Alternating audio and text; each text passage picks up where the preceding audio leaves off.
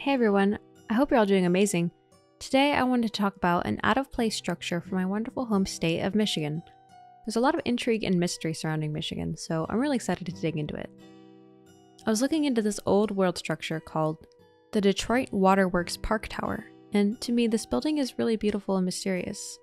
Could it be more than meets the eye? According to the mainstream narrative, this building was the Empire State of its day. It was the city's unquestioned tourist attraction for half a century. I mean, to me, this thing looks sort of like some massive castle, aether charging tower or something from the past. And it is possible that it had something to do with water, but what we need to consider is that at the time this was built in the 1800s, most cities didn't have developed sewage systems. Of course, that's its own video, but more of these first sewage systems failed and were really primitive. Even now, it seems like Detroit has problems with its water system. The first distribution system to clean the river sewage and supply clean water was opened on Jefferson and Randolph Street, which served the city from 1827 until 1850. And they did all of this with 2 horse-driven pumps, which raised water into a 40-gallon cask on the top of the pump house.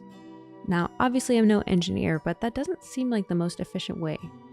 So the story goes that after this old method of water distribution was done, they decided to build a new water tower in the 1870s. Now keep in mind that the population at the time was only about 80,000 in Detroit, and half of them were supposedly migrated in. So the city decides to buy 56 acres of land in 1874 from owner Robert P. Toms for around $700,000 USD today. And then in less than 2 years, they built essentially the tallest structure in the United States at the time, which stood about 185 feet, beating the previous record of 130 feet, a record that formerly belonged to the Equitable Life building in New York City. And as we can see, that building definitely looks old world as well. The story continues to become even more convoluted because about 2 decades later, they decided to get rid of the water pump. In 1895, they say that the pressure equalizer stopped working, so the whole thing became unusable. Is it possible that this was an old world water distribution device that maybe used some sort of etheric technology?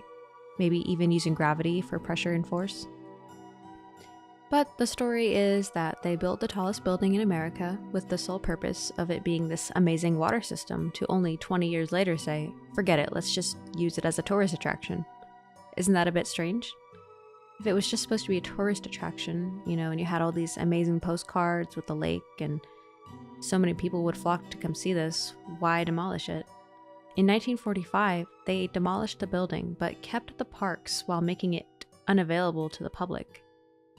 At one point, they had it opened as a park with pools, picnic areas, swings, baseball fields, and even a library. It was even a popular place for fishermen, so why is it gone? Is that not just a little bit suspicious?